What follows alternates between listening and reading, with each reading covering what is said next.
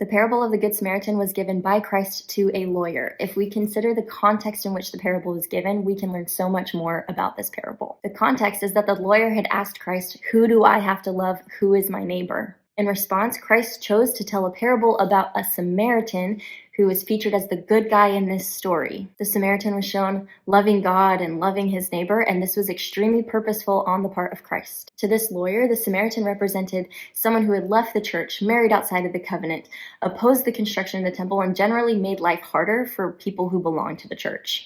This was the person that Christ chose to tell the parable about. In this parable within a parable, we are the lawyer. We are the one who's part of the covenant. We are the believer. How do we feel about the Samaritans in our lives? Are we trying to justify ourselves and only love who we want to love? Or do we truly love our enemies and the enemies of the church? I think when we choose to be loving and curious and kind, we'll find that our hearts are actually a lot more similar to these enemies than we thought they were.